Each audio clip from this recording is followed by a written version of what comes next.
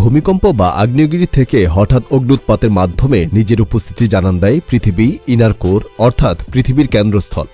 আমরা যে ভূপৃষ্ঠে বাস করি সেখান থেকে পৃথিবীর মূল অংশটি প্রায় ৫,০০০ কিলোমিটার বা ৩১,০০০ মাইল নিচে রয়েছে। বিজ্ঞানীরা বহু বছর ধরেই দাবি করে আসছেন ভূভাগ বরাবর পৃথিবীর কেন্দ্রস্থল অনবরত ঘুরে চলেছে, কিন্তু তার ঘূর্ণনের দিক সবসময় একমুখী হয় না। সময় বিশেষে যা দিক পরিবর্তনও করে বলে দাবি বিজ্ঞানীদের। সম্প্রতি নেচার জিওসায়েন্স একটি গবেষণার মাধ্যমে এই বিষয়টি আলোকপাত করেছেন। গবেষণার সঙ্গে জড়িত বিজ্ঞানী এবং গবেষকরা জানিয়েছেন পৃথিবী কেন্দ্রস্থল একদিকে ঘুরতে ঘুরতে হঠাৎ থেমে যাওয়ার পর বিপরীত দিকে ঘুরতে শুরু করেছে।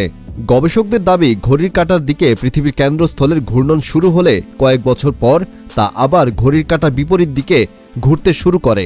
মাঝে কিছু সময়ের জন্য এই ঘূর্ণন থেমেও যায়। গবেষকদের দাবি পৃথিবীর কেন্দ্রস্থল এখন ঘড়ির কাঁটার বিপরীত দিকে ঘুরতে শুরু করেছে, আর এটি চিন্তায় ফেলেছে অনেককে। বিজ্ঞানীরা জানিয়েছেন ২০০৯ সালে পৃথিবীর কেন্দ্র হঠাৎ থমকে গিয়েছিল, তারপর বিপরীত দিকে ঘুরতে শুরু করে।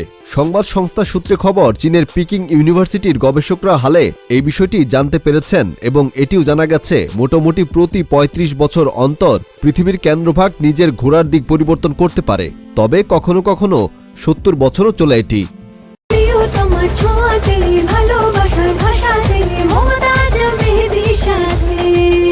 মমতাজ মেহেদি, প্রিয়জন প্রিয়তমার মেহেদি।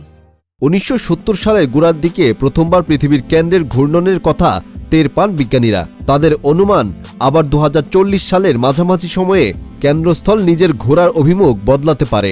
পিকিং ইউনিভার্সিটির গবেষকরা ১৯৯৫ থেকে ২০২১ সাল পর্যন্ত হওয়া সব ভূমিকম্পের গতি প্রকৃতি গবেষণা করে জানিয়েছেন ঘূর্ণনের এই পরিবর্তন সম্ভবত দিনের দৈর্ঘ্য পরিবর্তনের সঙ্গে জড়িত। পৃথিবীর নিজের অক্ষে যেভাবে সারাক্ষণ ঘুরে চলেছে তার উপরও প্রভাব ফেলতে পারে কেন্দ্রের ঘূর্ণন। কিন্তু ঘটনাটি বড় কোনো বিপদ ডেকে আনতে পারে। এই ঘটনার ফলে জীবকুলের অস্তিত্ব কি বিপন্ন হতে পারে?